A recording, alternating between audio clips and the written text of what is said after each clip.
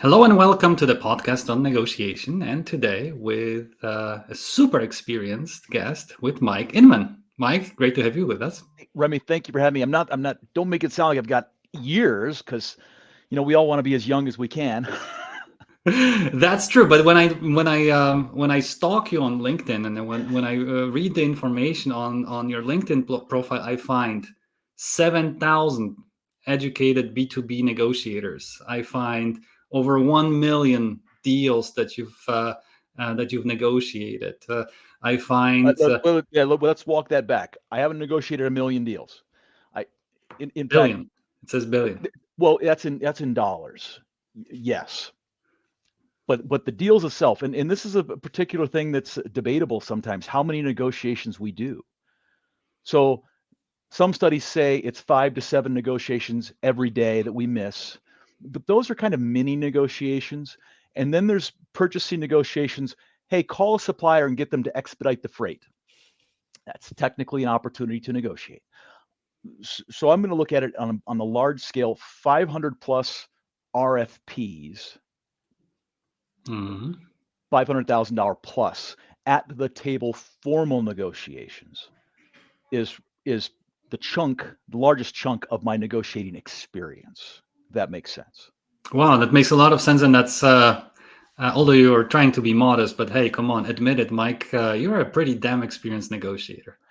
I, I've been around. I got to experience a lot of different negotiations in different industries, with different bosses, different peer groups, different functions. I had the pleasure of taking a more manufacturing traditional negotiation experience and moving it into things like HR and marketing, places where purchasing was frowned upon because purchasing is those cheap guys over there. And it's very relationship based. And how dare you put in a negotiation which could be competitive in a field that thrives on relationships. So I had to change some techniques and tactics to work in those industries. So I get some experience doing that as well. When was the first, Mike? When was the first time you thought about yourself? Do you remember as an experienced negotiator? As an experienced negotiator, I I kind of I resist using that word experienced because I consider myself a lifelong learner. So I've gotten experience negotiating, but certainly there are people with more experience than me, and people with less experience who do as well or Probably better more than of me. those that have less experience than Well, negotiation experience than you. well, let me talk about experience in a different context. I'm going to remove myself because there's an ego and a bias that comes with ourself. True, true. When I teach and you teach, I oftentimes get a mix in my classes. There will be one of our clients in particular. They had us teach their new hires. So imagine 24 people, new hires right out of university, and they just want to learn and they want to go apply what they learned in college, university. The way we price our model, there was a few extra seats. So the client said, hey, do you mind if we put some experienced people in with the new hires? And I said, yeah, good idea. And I noticed something very interesting. Especially in the first negotiations we conducted, the new hires were doing better than the experienced people. And there's very objective ways in our role plays to measure who's doing well and who's not. Right. And I started to pay attention to this. I saw this trend. It was very apparent that the young people did better. So I started asking them questions. And here's what came out of it. The younger people told me almost 100% consistently, we just did what you told us to do. We followed what you said. When I asked the experienced people, hey, you didn't do so well in that. What happened? Well, Mike, in my experience, and they would start talking about things they had to unlearn before they could relearn and implement new ideas into what had previously been successful for them. So experience can be a dangerous thing sometimes if we rely on it. If we say, I know what I'm doing, I got here. Mm. Great, until the next new person comes along who learns some new techniques or implements them better, and you get exposed because you're a little bit lazy as we get older. And I'm Right, guilty of like that myself. mhm. Well, we all are, right? I mean, human beings are generally lazy, both in terms of a mental activity as well as physical activity, right? Sure. But Mike, let's go back to the basics, right? Uh, when you hear experience, yes, let's try to define it together. Yeah, let's Sure. try to define together. What does this word mean? What does experience in negotiation mean? Well, I think it has to do with using the skills that we learn. We read articles online, we read books, we take classes, but then there's actually implementing that learning. And if you do it one time, and whether you are successful or not, you've gained some experience. And I would argue we learn more from our failures in negotiating or in anything in life than from the successes. Right. And you do it a second time and a third time, and you get reasonably comfortable and confident. You're not making as many large mistakes. You're having more successes, small or large. So you start to gain confidence. Now, this is where there's a little bit of danger here. There's experience as a negotiator, and there's experience in your function negotiating. And what I mean by that is you could be a software as a service salesperson, and you're the best salesperson on your whole team. You're the best service salesperson in the whole company. Your deals are the largest in revenue and have the most margin in them, and the clients are happy too. So you're really, really strong as a negotiator. But are you strong as a negotiator in something else? Can you take those knowledge, skills, and abilities that have proven very successful in software as a service and move them over into manufacturing? Can you Mhm. move them into a marketing service? Can you move them into different areas? Now we've gone from experience into what I'll call expertise, which are two very different things. Correct. Experience the same thing over and over again. You can refine yourself and get a little better each time and reduce the opportunities for error. But if you can move it into a new area, now you've shown a level where it's gone beyond just the same old experience, and you've become some level of expert in that Right. particular case. Yes, exactly. And I think, we if I understand you correctly, when we talk about experience, we talk about knowledge, we talk about perception, we talk about familiarity, yeah, with a process, with a situation, with an event, right? That we encounter over and over again over With a a repetition. person, With a person, yes, exactly. That we somehow repeatedly encounter, right? Or have to deal with, right? But if we take this as a definition, as our definition of experience, and try to go a step further, right? This definition doesn't say anything about the results, right? It only says about how many ends, how many times we've encountered a particular situation, person, event, or what have you, right? And what kind of impression we got, what kind of knowledge we've accumulated, we've aggregated, we've acquired once once it has happened. Yeah? So how yeah. can we turn experience into valuable experience in negotiation? Okay, so you're onto a great point. You do something over and over again. You're reasonably good at it. You haven't gotten fired, but does that mean you're good? Right. Or does it just mean you've reached the base level of competence that keeps you from getting fired? Right. So I like to look when I'm researching someone, looking at their background. I like to see what other people say about them. Have their bosses been a reference for them? That's an indicator Hmm. of, of of how well they got along with their boss. Let's say their boss is lying about them, but their boss at least liked them well enough to leave a reference for them. Right. Okay, that could be the case. What does their boss say about them in the reference? That's interesting. What do their peers say about them? Their internal customers, if you will, the people that they work with. What do they say about them? Are they promotable? Hmm. Have they performed well enough with their peer group on any team to get promoted to the next level? Right. And that tells me a level of competence or excellence at what they do. and building Right. out that profile of the other side. Right. So let's try to apply this. I mean, we've been we've tried to be super intellectual and theoretical. Let's try to move into practice and put you Yeah. in the spotlight again, Mike. So how was it in your career? Yes. How did you develop your Yeah. experience? Yes, and how did that development led to, let's say, superior rather than average results? Better than average results, I'll say. So this is where it got fun for me. I started my career. Well, first of all, I came out of university as an engineer, and I couldn't find a job as an engineer. I wasn't a good enough engineer. My CV wasn't very good to get an engineering job. And this is an American engineer. I know German engineers have a much higher level of competency.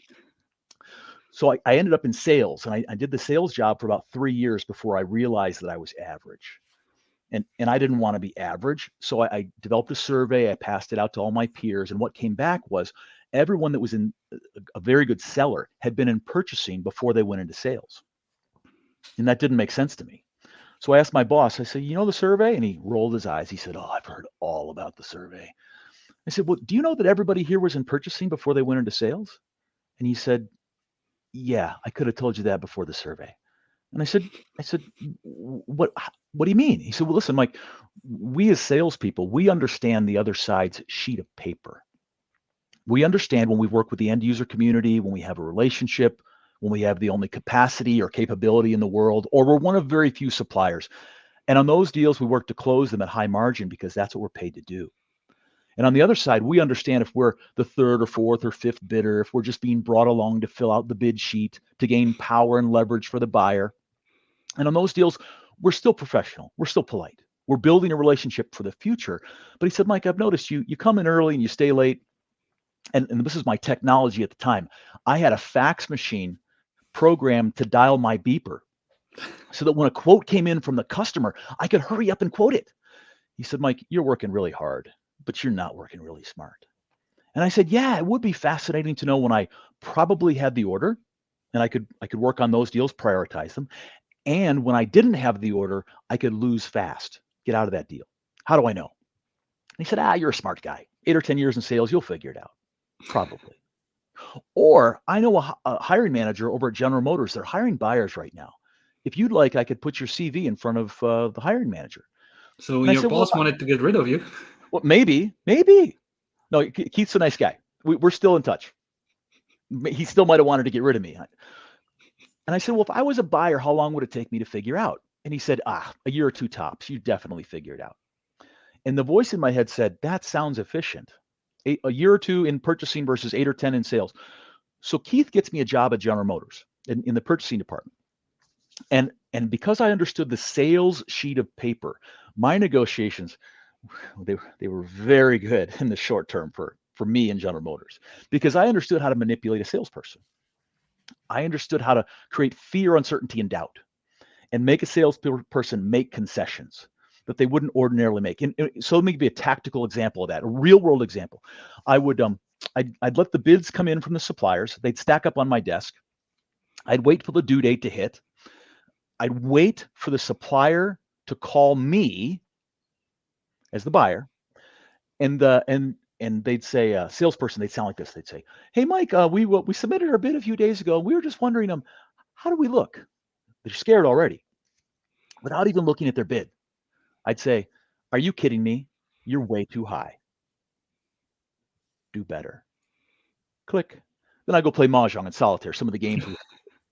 Later that day, the next day, I'd get a phone call from the same supplier, and it would go like this. They'd say, "Hey, Mike, you were right. We had finance sharpen the pencil, and we can give you an 8% discount." How does an 8% discount sound? Without even looking at their bid, I would say, 8%. You got to be double digits if you're serious. Click. Back to mahjong and solitaire. Or I would call a meeting with a supplier I had no intention of doing business with, someone that was desperate. And I would take, just abuse them. Then I would call a meeting with a supplier that I really wanted to do business with. And I would say, "I've already met with your competition. I can get all this stuff from them." I'd cover the name because that would be unethical. "If you can't beat this deal, you're going to lose this order. and I was really good at it. But here's the problem, Remy. That type of abusive, you can call it competitive, I'm going to call it abusive negotiating, drove hundreds, if not thousands, of suppliers out of business with those type of negotiation practices. So I woke up one day and I said, you know what? You're better than that. I can't beat people up for a living. I can't be that person. So I started to study negotiating. I read books on negotiating. I took classes on negotiating, like the one I now teach. Mhm. And from that point forward, my career went from I was a buyer, I went to a manager, to a director in the GM system. I moved over to America West Airlines, which is now American Airlines, where I had all the indirect spend. From there, I moved to a company called IAC Interactive Corp, which was the owner at the time of Expedia, Hotels.com, Match.com, Ticketmaster, Home Shopping Network, large companies on their own. My job of head of purchasing there was to get all these companies to negotiate internally so that we could have one voice and then go negotiate with our suppliers. And then my last job, I was one of the heads of procurement for MGM Resorts International, where I had all the indirect spend there, and 10 strip properties, 50,000 hotel rooms on the strip, and many others in many other countries. So my career progression took off as soon as I started to learn about negotiating in a less abusive, competitive way, and to start figuring out how to be collaborative. Don't hear something I'm not saying. I'm still competitive, but I want the other side to like the deal, not just beat them up and have to take the deal. I want them to like the deal, to be happy with the deal. Now, I want to be happier, full disclosure. But that's when I started to learn how to really use the other side sheet of paper. How do I make this salesperson, this company I'm working with, happy with my business? So what that means as a buyer is, can I add extra volume? Can I give them exclusivity? Can I give them an extra year on the deal? Can I introduce them to another business unit? Can I help this salesperson, this company, reach their revenue and margin targets differently while I help my company achieve our budget goals, our cost savings Mhm. goals, our quality goals, our delivery goals, sometimes our revenue goals at MGM, because we had assets that would turn around and become opportunities for a supplier to buy from us. Right. Right? So to grow this pie, to make it a bigger deal, I don't like small deals. I like to work on big, complex, 1 cool billion. deals that both people can work on Mhm. and enjoy while I'm getting a better deal for my side. I have a fiduciary responsibility. I I get paid by my boss directly, my clients directly, to produce value for them. Now, what I've learned is I can produce more value for them if I produce value for the other side as well. Mhm. That That makes sounds it super impressive. Yeah, that sounds super impressive, Mike. That sounds like to me like there's a lot of repetitions. Yes, a lot of reps. repetitions meaning leading to experience, but there is a turning point in there as well. Yeah, so it seems that experience alone doesn't help us become a more successful negotiator, right?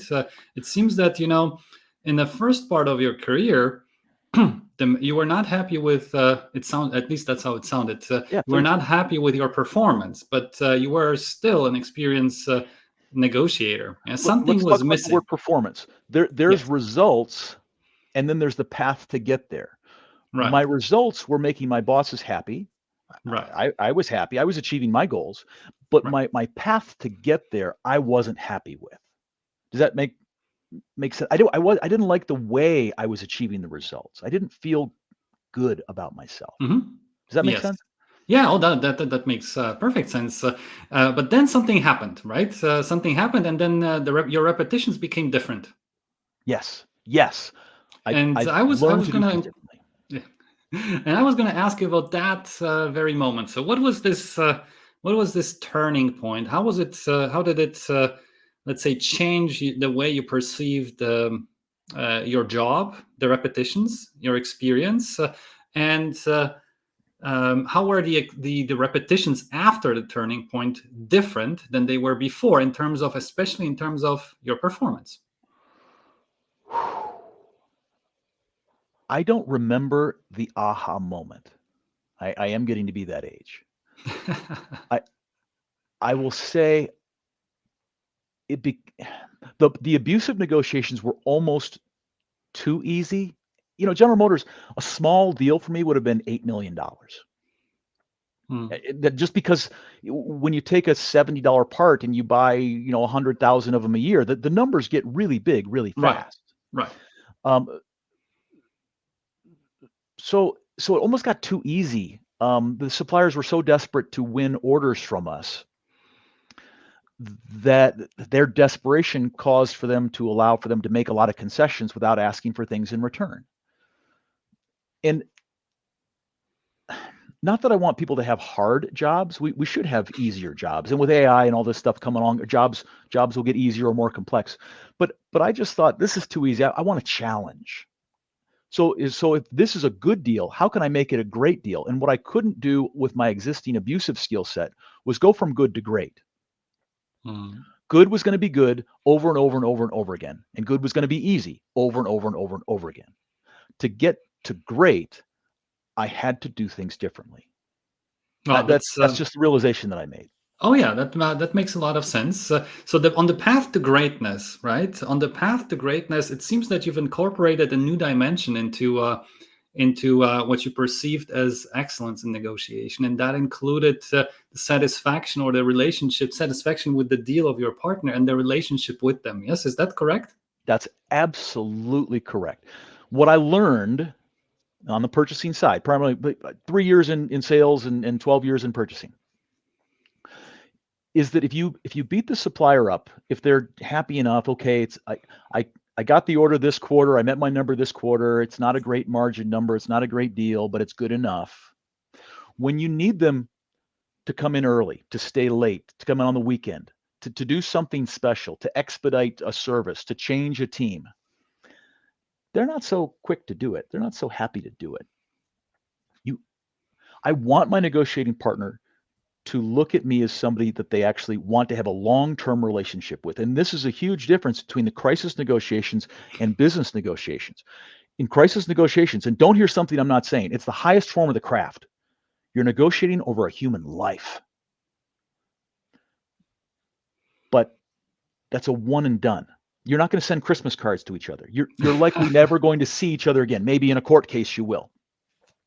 You actually hope that you won't see the person again. In business, you're going to see this person over and over and over at a weekly basis, monthly basis, quarterly basis. You're going to have to re-engage with this person, hopefully often. At the renewal, there's going to be another negotiation. So you need to have a real relationship, not a fake relationship, not a quick relationship. In a business context, it's a higher priority than in a crisis side where you need to get the person out of crisis. Hmm. Does that make sense? Oh yeah, absolutely. Thank you for sharing this. It sounds like a transformative journey, transformative story, right? From a hard bargainer Yeah. who, as you, I think you described yourself as an abusive negotiator, right? Is I will describe myself as that. Yes. yes, to a negotiator who incorporates relationship as one of the one of the dimensions of negotiation performance, right? So that's a long way from these two negotiating types, right? It's a long way. Let me give you some insight into me. So I'm going to show you a picture of something that's behind me right now, because I know as an abusive negotiator, I know that if I just relax and sit in silence, I'll create fear, uncertainty, and doubt. But I don't want that, Remy. I want for people to enjoy things. But I know that sometimes my face is just intense, or when I relax, I look mean. So behind this camera, that is right there. It says smile because I want to enjoy life and I want people to enjoy things. So that's a tactic that I use to remind myself to be more friendly and approachable, because I know that I can appear not friendly and approachable. But you That's gotta know yourself yeah, sometimes too. exactly, absolutely. And when I relax, I also tend to look as an abusive negotiator, right? We have a question from the audience, and by the way, Yeah. guys, if you're listening and and watching us, you're welcome to post your questions, and we'll try to answer as many of them as we possibly can. Alexander, Mike, but doesn't the type of negotiation depend on the company's objective? Mike, in my opinion, you have described the classic Ignacio Lopez method as abusive negotiation. However, the result of Lopez activity for OEMs was a loss of quality. This type of negotiation was just an expression of the lack of long-term goal setting and the lack of real negotiation management at GM and other OEMs. Yeah. Mike, what do you say? So I've had the pleasure of interacting with the doctor several times online. I've not had a conversation like this with him, but that comment right there shows he really understands history and negotiations as well as some of the details here. So Lopez came into General Motors, and I did not work for Lopez. I post Lopez, I was there at a time where General Motors was almost bankrupt. One of the many times they were almost bankrupt. And he came in and he saved the company. Pre-Lopez, there was a lot of, hey, let's go out to a 3-martini lunch and maybe go to some clubs, and then you'll send me the purchase order. There was a lot of that type of relationship, non-professional business awards. Lopez came in and said, we're not going to do this anymore. We're going to have real professional negotiations. They're going to be at our facilities. You shouldn't need to go to a nightclub to negotiate deals. You're going to do it on premise.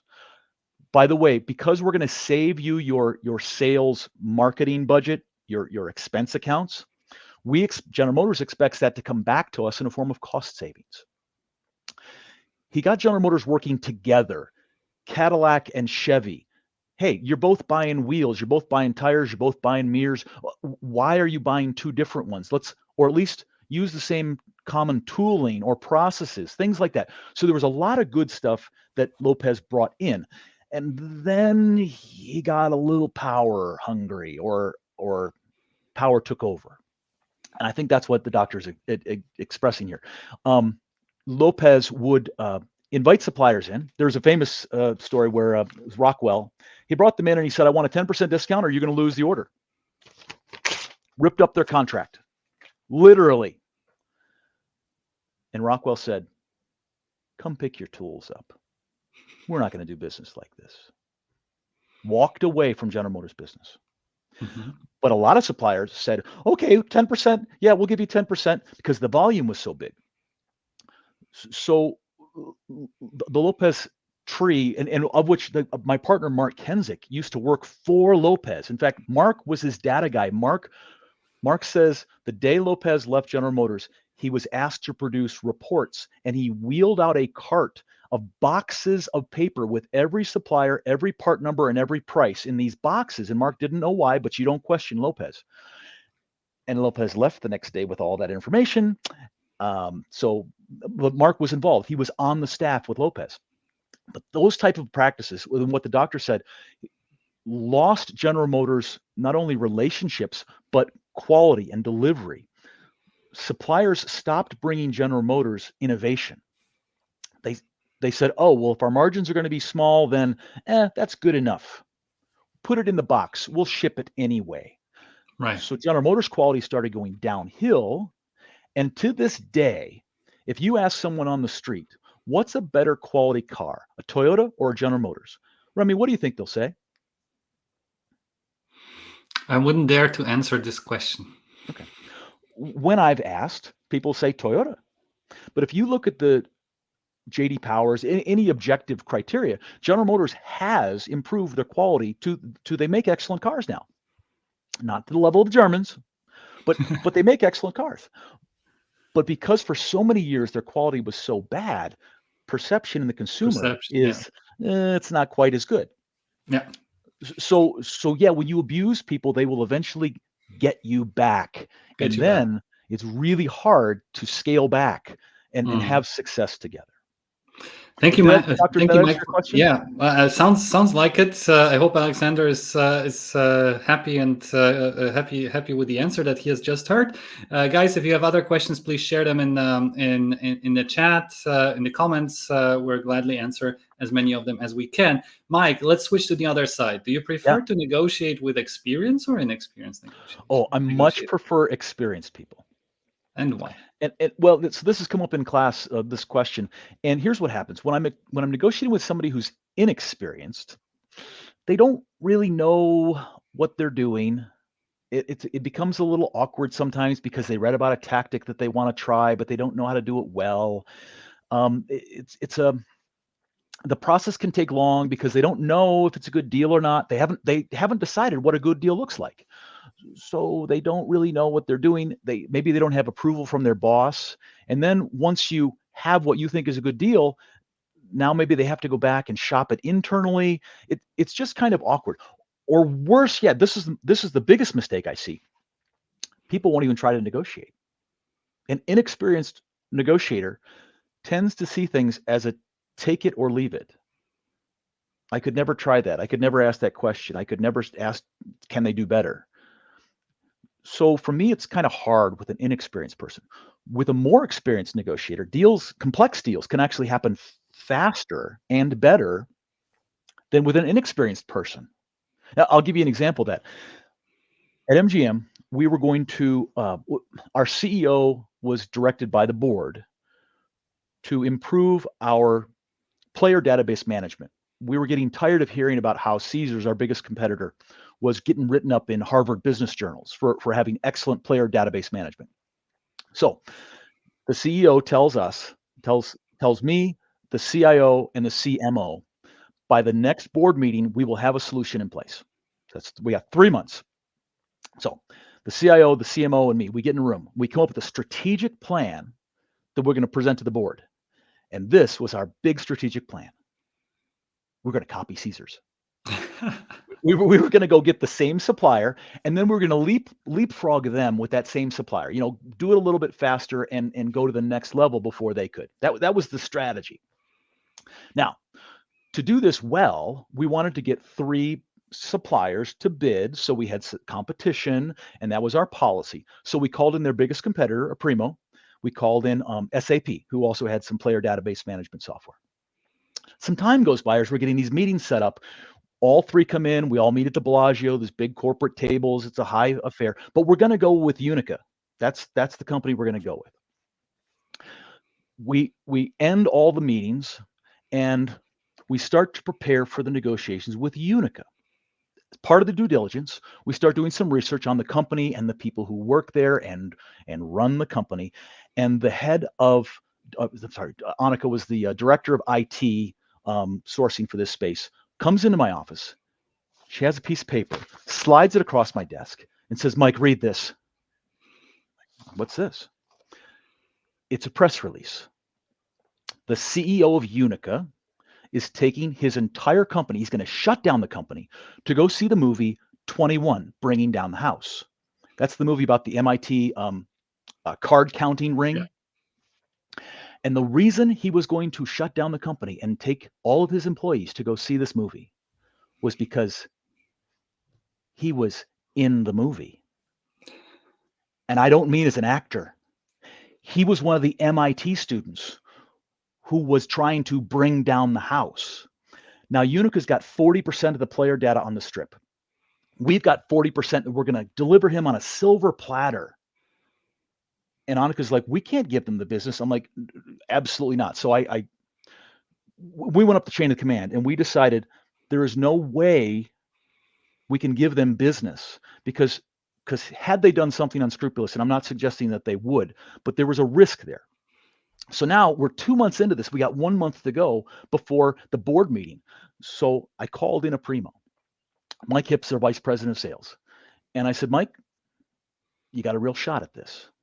Now, what he didn't know was that Unico had just excluded themselves, and he didn't know that I had 30 days to get a 68-page agreement put into place. But I said, "Mike, come on in here. We're gonna talk about this. I want you to go in that office down the hall, and I want you to come up with your top 3 priorities for this deal." not your open position target bottom line. I don't want to know the details.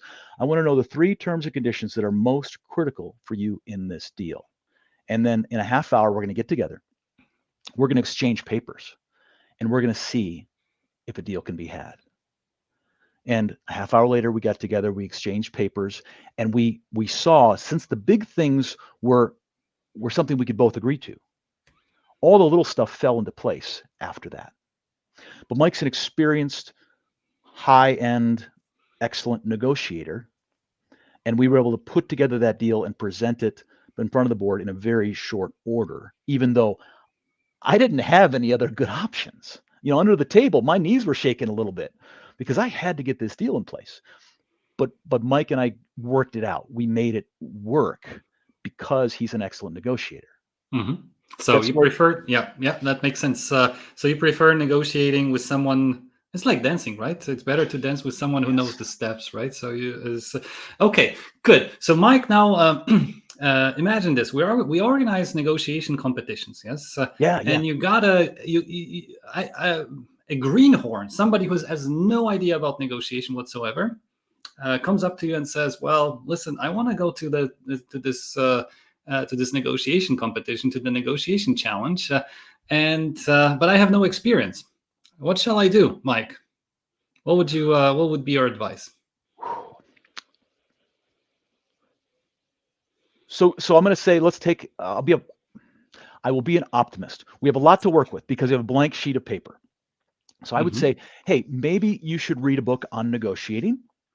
There's several good ones out there. I would strongly advise, if you're going to be in a negotiation competition, look at the type of competition it's going to be, whether it's going to be a crisis negotiation and by the way, there's some bots out there that are kind of scary. They resemble a hostage negotiator, and you've got 1 minute to get the person released. And at the end, if you don't get them released, like, everything bad feeling. explodes. It self-destructs. Yeah. Or is it a business negotiation, or is it a political negotiation? These are all very, very subtly different, but important differences. So find out what's the end result of the negotiation competition. What type of cases are they going to have? And then find a book that's written by somebody in that particular space that will help you. Second thing I would say is to either take a course if you have the time, or to go to a practice session like our friend Phil Brown runs, taster practice sessions, where you actually get to practice negotiations in a little 4-minute, little chunk it out. Totally fun. I've been on 3 of them already, and now Phil and I They are awesome. bantering back and forth. Yes. So Phil, I'm sharpening my own skill.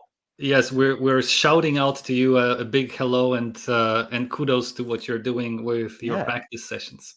So learn a little bit, practice a little bit, and then maybe do a little bit. Maybe go buy a case study. There's several out there that are, hundreds in libraries from some of the leading institutions in the world. Remy, I'm sure you've got availability that people can buy yours. I don't know that for a fact. I'm assuming that you have a library that's accessible to. It's either open source or you can purchase, and to negotiate with somebody in the room just like you would in a competition.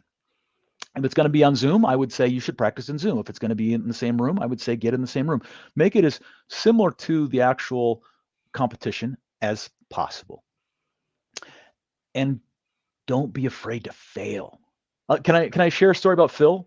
Oh, yes, absolutely. Because we learn from fundamental logical principle. Implication says we can learn from false and correct premises. So yes, absolutely. Let's learn from failures together. So Phil wanted to do a little session. We were just going to get together. We were going to negotiate over apples, and the premise wasn't so much the end result, but it was the process. So we were just going to take a tactic. He's got these cards, negotiation cards, and each take a tactic and just practice the tactic. That's it. No expectation we'd reach a deal. So we get together and we do this 4-minute negotiation. And now my tactic I was supposed to practice, Phil didn't know it, was pause, consider, respond. Now, pause, consider, respond is something that I do as a authentic, natural part of the process, but I like to go fast. I don't want to take unnecessary time in a negotiation. So in this 4-minute negotiation, I was using pause, consider, response very unnaturally. Under the table, I was like squirming. I'm like, oh, this is really uncomfortable for me. I wouldn't ordinarily use pause, consider, response as many times as I did in this negotiation. And again, it was only 4 minutes.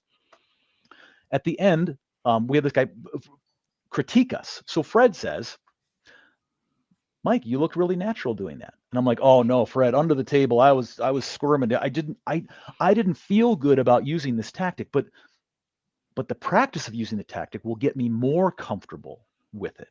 So even myself, as an experienced person, I've got to push myself a little bit to try some new things, try some things that are uncomfortable. And if you fail at it, that's okay. No big deal. You didn't lose your job. You didn't lose the promotion. You didn't lose the deal. You might have lost a little face, but you picked up some knowledge. So I would encourage people to just practice more. And even in their personal lives, I talk a lot about business negotiations, but there's all these opportunities throughout the day to practice negotiating. The famous one that I use all the time when we go to a new restaurant, and my wife does not like negotiating. That's okay. She's got other assets that are wonderful to the family. When we check in at the host stand, the host will say, would you like the bar or the restaurant, inside or outside, a booth or a table? There's always a binary choice. And I always say the same thing. I'd like to sit with the best server. And they look at me like, huh? And I say, the server that trains all the other servers. Because if I'm going to pay full price, and my wife has made it very clear that I am not allowed to negotiate over the price of food.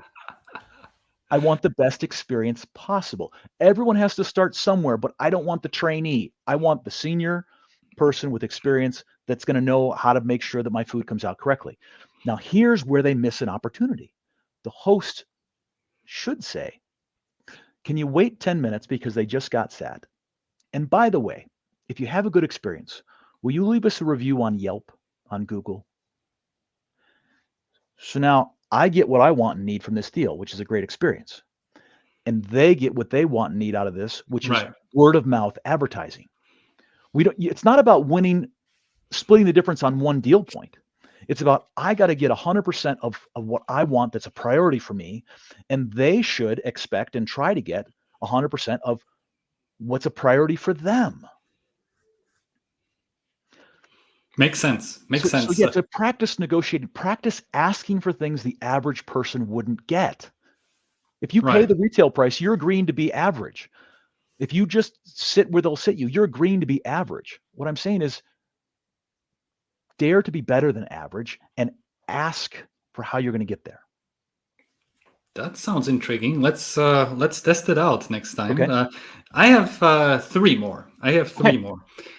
So, Mike, what are the drawbacks of experience? What are the points where we have to be really, really cautious when it comes to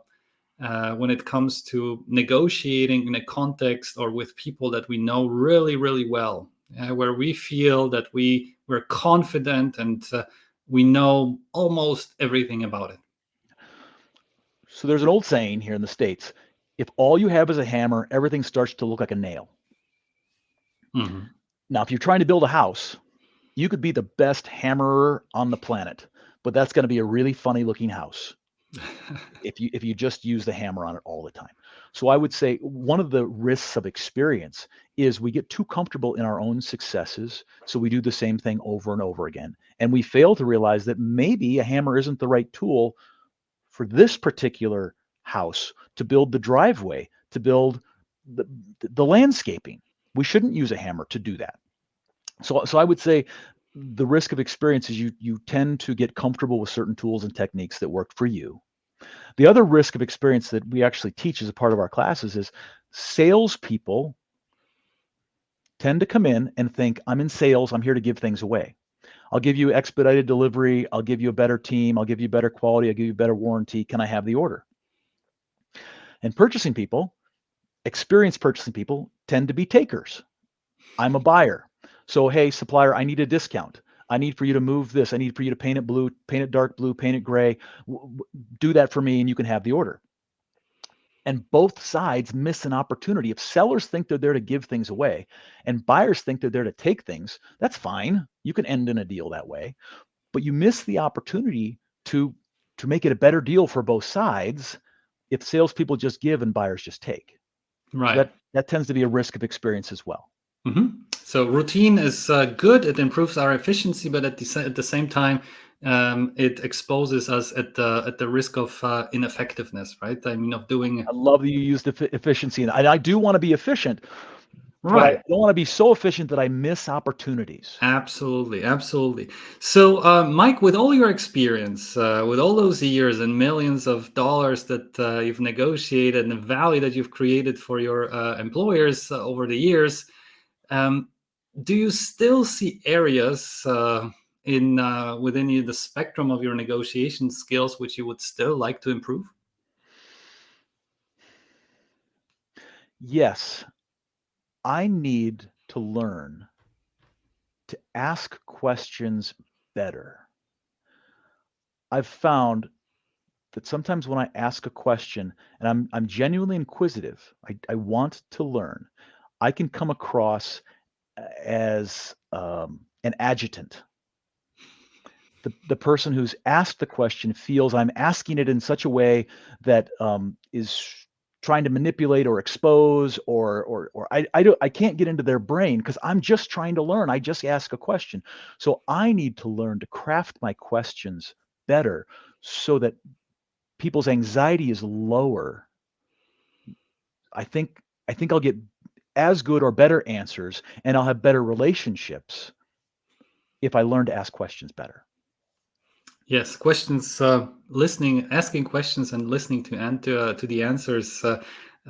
This is how we find out what we don't know, right? I mean, when we Right. speak, we only repeat what's already in our head, whereas the key to solving the puzzle of a complex negotiation is finding out, what are the pieces on the other side of It's the the board. primo negotiation. Go into that room. I want to know the 3 things that are most important to you. Right, I am not saying I will agree to them. right. I Just just want getting to the know priorities. what they Yes. are. Yes, absolutely. So, Mike, we have a job off. Before my last question, let me show this Oh, one. So, yes. Peter, let me read it out loud so that our listeners can also hear it. So, please, let's negotiate to reduce global warming. Are you able to help, Mike? That sounds like I a challenge, right? I just forwarded a post the other day, and I understand there are people on, I don't want to say both sides of the issue, but the credibility of some of the scientists is in question with some people. And the Right, solutions that are in place, are they really green with the mining and the rare earth elements and the movement? right. There's things that have to work themselves out. But here's something I think that works for everybody. And this is one of the things I love about being in Europe, Remy, the trees, the public spaces that European cities tend to have more of than we have here in the States. If more cities would plant more trees, we would have more carbon dioxide absorption and more oxygen produced and lower temperatures. I saw the post I forwarded said it was something like there was like a 4-degree difference in Celsius between cities that had lots of trees in public spaces and that didn't have any. Mhm. Now, I would think every city should say, wow, 4 degrees. That's amazing. We should do that. It's the right thing for the planet. And it makes it look better. The problem is you have the industries that are built around different solutions. And at least here in the States, we have politicians who lobbyists by the politicians. So there's some dynamics that get involved with curing global warming, with the easy, practical things that we could all agree on global warming that make it hard to do. Right. So, Peter, it is a challenge. It does involve a lot of negotiation. And in our negotiation competitions, by the way, we did challenge our participants with a negotiation setting which was based exactly on this setting. Yes, meaning we had we had developed and developing countries on one and the other side of the table, and their representatives were asked to come up with a joint proposal. Yes, with a joint proposal how to mitigate climate change within within a spectrum of a few hours of our negotiation round. But reducing global warming starts with our individual decisions. So the only person that we need to negotiate with is I have a ourselves. vessel, right? Because this is reusable. There you go. There you go. So, Mike, my last question is always the same. Yes, it's about greatness in negotiations, or Okay. symbols of greatness in negotiation.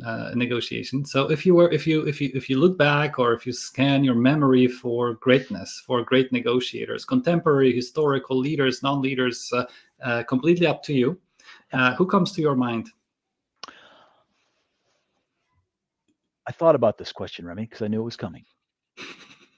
It's always a fixed point in every interview. I'm not going to mention any in here, and I thought about the reason why that I couldn't come up with any.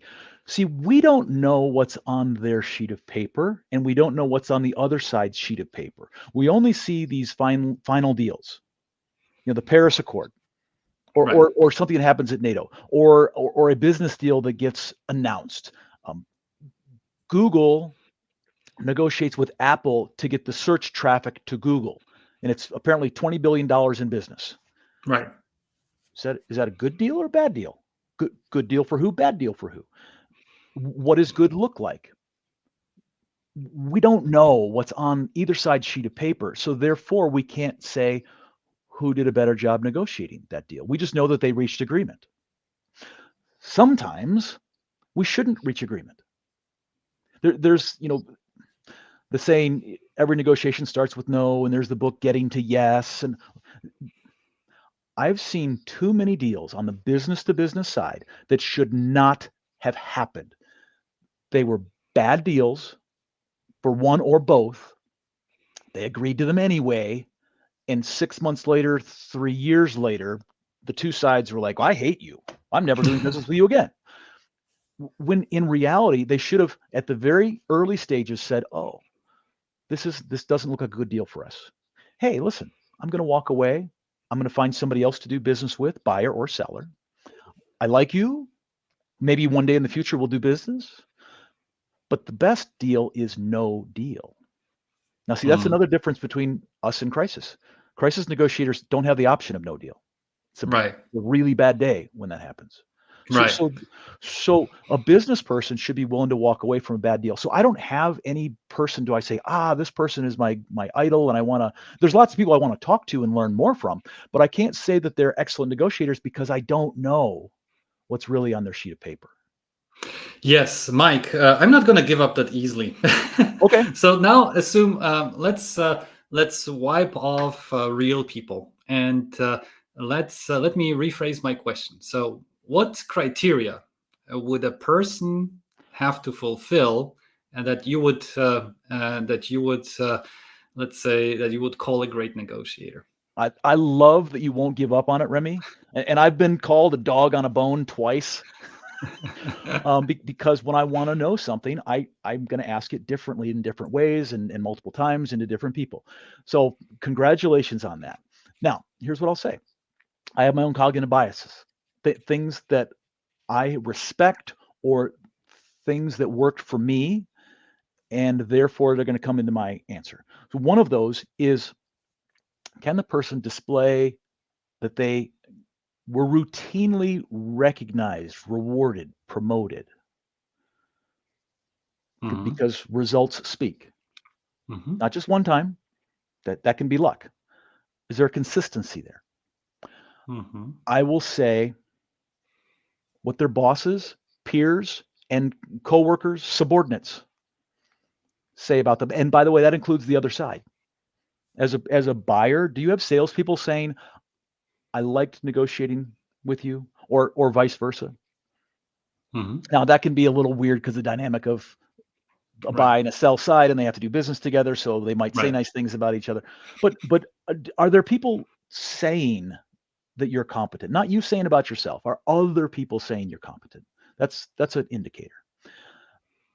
And then lastly, I would say, can you apply your skill in multiple arenas, multiple functions, multiple industries, multiple countries? Remy, you run an international global negotiation competition. I'm just going to assume here, I haven't been in your competitions. I can't wait for the opportunity. But the